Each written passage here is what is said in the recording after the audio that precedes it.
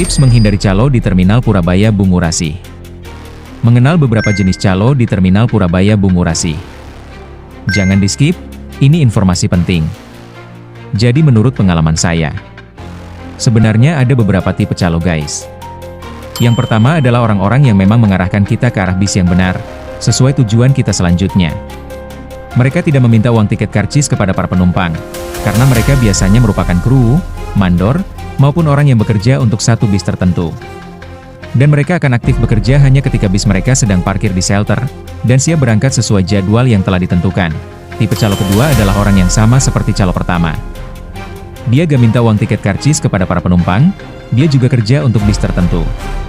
Bedanya adalah dia tetap aktif bekerja mencari penumpang, walaupun bisnya masih nanti berangkatnya. Jadi penumpang akan diarahkan ke bis yang masih antri di belakang guys, bukan ke arah bis yang akan segera diberangkatkan. Tipe calo ketiga adalah orang yang berbeda dari calo pertama dan kedua. Mereka mengantarkan penumpang ke bis tujuan, mereka tidak bekerja untuk bis tertentu guys, tapi mereka meminta uang tiket karcis kepada penumpang, dengan harga yang sudah melambung tinggi. Misal tujuannya ke Perancis, tarif Bungurasi Perancis 50.000. Mereka akan meminta misal 300. Apesnya lagi ketika kita sudah di atas bis. Uang yang sudah kita bayarkan ke calo tadi tidak dibayarkan ke kondektur bis tersebut. Sehingga kita di atas bis harus membayar lagi guys. Kondektur bis di sini tidak salah ya, karena calo tadi bukan bagian dari perusahaan bis tersebut guys.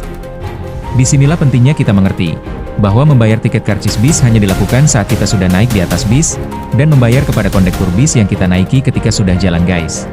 Dan alangkah baiknya kita sudah paham jalan menuju jalur shelter bis tujuan kita. Jadi kita gak kelihatan bingung dan jadi sasaran empuk oknum calo nakal.